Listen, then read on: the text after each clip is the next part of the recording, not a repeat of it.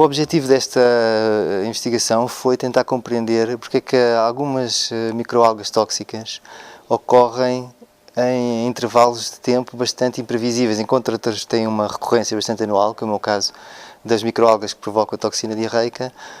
As microalgas que provocam a toxina paralisante por vezes têm intervalos de tempo bastante longos, ou podem ocorrer em anos sucessivos, como não. Portanto, este trabalho visa aprofundar uma tentativa de explicação para essa variabilidade que até agora não tem sido bem compreendida. Portanto, boa tarde. Vamos reiniciar as nossas sessões de palestras patrocinadas pelo Conselho Científico do IPMA e hoje contamos com a presença do Paulo Val, que é investigador aqui na casa, que fez a sua licenciatura com culturas de Gymnodium catenatum, que é um importante produtor de toxinas paralisantes da costa portuguesa. Foi bolseiro da FCT, também fez aqui o seu doutoramento e tem trabalhado nos estudos de perfis de várias biotoxinas marinhas, quer em microalgas, quer em bivalves da costa portuguesa, recorrendo a várias técnicas, desde a cromatografia líquida a outras, e é um autor ou coautor de 50 artigos em revistas internacionais, nacionais e capítulos de livros. Ele vai apresentar o trabalho: pode a atividade solar e a atividade geomagnética influenciar os volumes de Gymnodium catenatum e a contaminação de moluscos bivalves por toxinas PSP?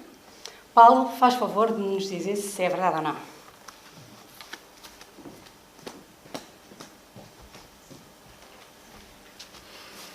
Obrigado por poder participar em mais umas palestras do Conselho Científico aqui da casa.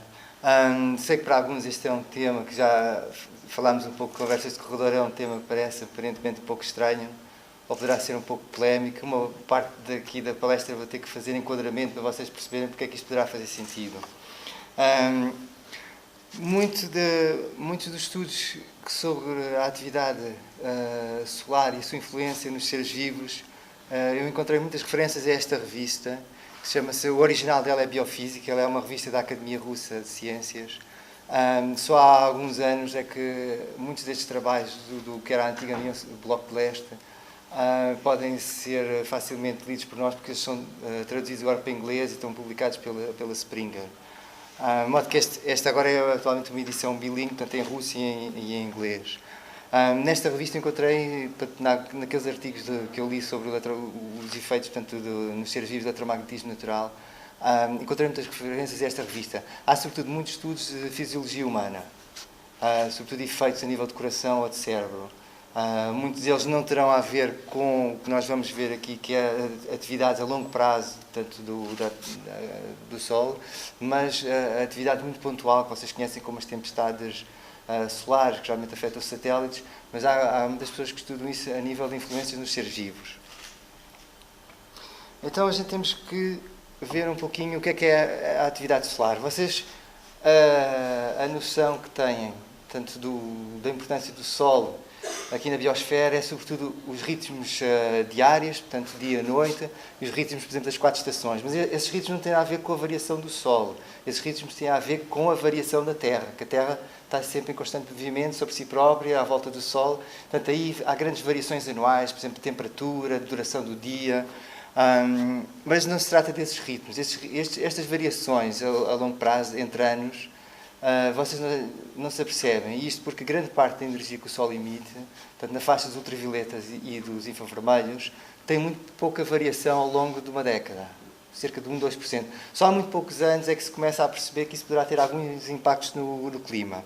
Agora, o Sol tem variações de energia que não são tão pequeninas, portanto, fora da faixa da luz visível dos infravermelhos. Por exemplo, o Sol pode ter grande variação nas suas emissões de raio-x, de ultravioleta e de radiofrequência. E isto está relacionado com uma atividade solar que até é visível a olho nu, mas vocês, como sabem, nós não podemos observar o Sol diretamente.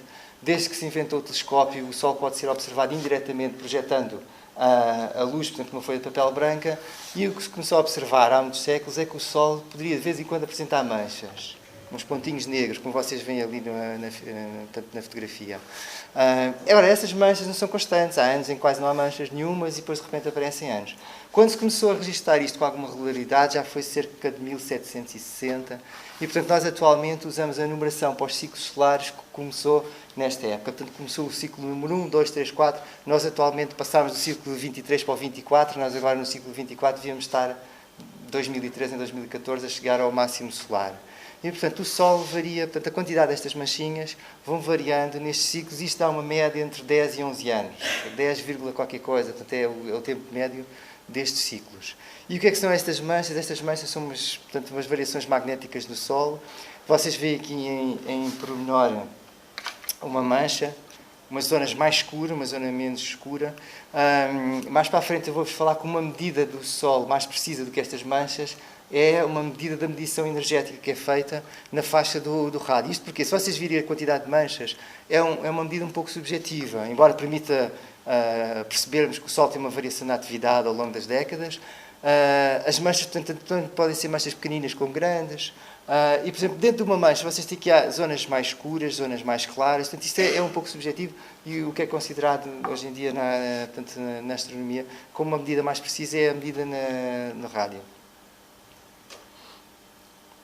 Agora, há alguns estudos, mas há poucos, como disse, que há mais estudos sobre os efeitos destas variações da atividade do Sol na fisiologia humana. Há alguns estudos em populações naturais. Um dos estudos que se faz há mais décadas é o estudo, por exemplo, aqui na Norte Europa, das traças que são predadoras, por exemplo, da bétula. E há aqui assim variações nas populações, que às vezes há uma sincronicidade. Há alturas em que por toda a Europa do Norte, por exemplo, as populações aumentam e há mais predação nessas alturas. E vocês veem aqui, portanto, a preto, a variação das populações, e aqui as barras são as variações, portanto, da quantidade de manchas solares. Agora, há também controvérsia. Há autores que acham que a associação não é assim tão clara e é discutível. Por exemplo, isto em termos de animais terrestres. Vocês têm aqui outros exemplos, por exemplo, a nível de fitoplâncton, no Lago Baikal, tentar se relacionar ciclos de fitoplâncton com, portanto, o tal período que nós temos, aproximadamente 10 a 11 anos. Vocês têm aqui, assim, outra variação. Portanto, o Sol também influencia indiretamente na atividade geomagnética terrestre. E, portanto, aqui, assim, em culturas de uma alga, portanto, acetobulária, portanto, também a procurar variações na ordem, portanto, dos 10 anos. Os estudos, como eu digo, há poucos, não são muitos nesta área. Então, entrando na nossa área, que vamos hoje aqui focar em pormenor, portanto, o Gymnodon catenatum e a acumulação das toxinas paralisantes nos bivalves da nossa costa. O Gymnodon, portanto, é um dinoflagelado, é um dos habituais produtores de toxinas paralisantes. Portanto, elas afetam o homem porque fazem parte da dieta dos bivalves, portanto, acumulam-se nos bivalves. Vocês já conhecem este tema, é um tema quente quando chega à altura das proibições. Portanto, aqui nós temos a responsabilidade de proibir todo o comércio de bivalves para que não haja intoxicações humanas. Esta toxina é muito famosa porque ela tem um efeito no homem bastante violento, pode ser não só originar perturbações neurológicas, mas pode inclusivamente causar a morte, porque ela bloqueia a transmissão do pulso nervoso. Portanto, ela atua a nível dos canais de sódio e bloqueia o funcionamento dos canais de sódio. Portanto, é uma toxina, devido a essa atuação tão extrema, ela é estudada já há cerca de 1910, 1920 pelos norte-americanos, que estudaram isso injetando tantos extratos dos bivalves em ratinhos. Portanto, é a toxina marinha que cientificamente é estudada há mais tempo. Portanto, neste momento já contamos mais ou menos com um século que há de estudos científicos. Em Portugal, a toxina paralisante já é monitorizada desde 1986. Foi a primeira a ser monitorizada pelo teste do ratinho, aqui assim, que era antigamente, acho que era o INIP, nesta altura, 1980. E, portanto, tem sido monitorizada constantemente até hoje. Eu comecei a estagiar aqui assim mais ou menos em 91, 92, a fazer cultura desta microalga, depois fui aqui bolseiro durante este período, e era uma toxina extremamente importante, havia contaminações importantes nesta altura, e um dos mistérios que se tornou bastante importante para mim nesta altura de observar este fenómeno, é que ela começou a deixar de aparecer. Aqui havia muitas vezes, depois houve aqui um período muito grande que não apareceu. Depois voltou a aparecer novamente, e há alguns anos com muita intensidade. Mas depois volta novamente a ter estas interrupções, anos em que não aparece nada, como o caso, por exemplo, de 2006. Portanto, há uma grande variabilidade que não é facilmente perceptível porque é que poderá acontecer, por exemplo, estes intervalos tão grandes. E este trabalho visa um pouco tentar explicar porque é que há estes saltos assim tão grandes. Noutras regiões do mundo, o PSP é estudado, como eu já disse, portanto, Norte da América ele é estudado há bastantes décadas, e também se vê que há grandes variações.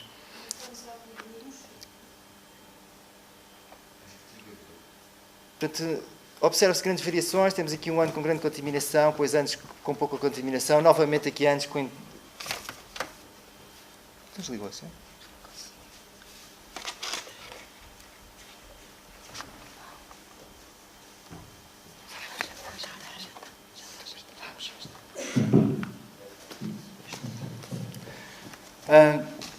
Esta microalga tem sido testada, portanto, esta microalga não, aqui neste caso da América do Norte, não é o Ginoidin catenato, é algas do género Alexandrio, esta periodicidade tem sido testada em função de diversas variáveis, por exemplo, astronómicas, meteorológicas, hidrográficas, mas não tinha havido grande sucesso a tentar explicar o encaixe, como é que se encaixa todas estas ocorrências. Uma das coisas que a gente tem visto é que, aparentemente, como isto há uma ciclicidade, há uma recorrência de vez em quando, a tendência não é sempre crescente, que há uns anos discutia-se muito se estes fenómenos estão a aumentar, não estão. Portanto, há um certo interesse também de perceber se o fenómeno está a aumentar ou se há simplesmente uma ciclicidade de longo prazo. Agora, aqui na Península Ibérica, o Ginondino catenato começou a dar grandes problemas na Galiza nos anos 70. A Galiza começou a produzir mexilhão em aquacultura, em larga escala, começou mais ou menos nos anos 40, anos 50, anos 60. E em 76, precisamente, teve um grande revés porque causou intoxicação não só dos consumidores locais, mas também pela Europa, em países em que a Espanha já estava a exportar. Foi um fenómeno bastante violento, tanto nestas alturas o que acontece é que o produto cai no descrédito, deixam de comprar. A Espanha viu-se obrigada a introduzir uma monitorização regular para estudar o fenómeno. Então, este episódio teve bastantes vítimas, todas elas não fatais, não houve fatalidades nesta altura, mas contou-se quase 2 centenas de vítimas. A alga não deu grandes problemas nos anos seguintes. Nos anos 80, portanto, ela volta a aparecer. Na costa portuguesa também observada em 85. Em Portugal há também bastante contaminação de bivalves em 86 e Portugal começa a fazer a monitorização em 86. Uma data bastante marcante, eu já estava cá, portanto, a trabalhar na altura no IPIMAR. Em 94 houve uma contaminação bastante extensa em toda a costa. Nós tivemos intoxicações, não só em Portugal, mas em Marrocos. Inclusive em Marrocos ficaram registradas cerca de 4 fatalidades. Ao todo, entre Portugal e Marrocos, houve pelo menos umas 80 intoxicações não fatais. Depois já houve aquele período que eu vos falei, em que houve uma grande ausência. Novamente, em 2007, nós temos aqui um ano bastante marcante. Os níveis de contaminação foram bastante elevados e observaram-se algumas intoxicações não fatais.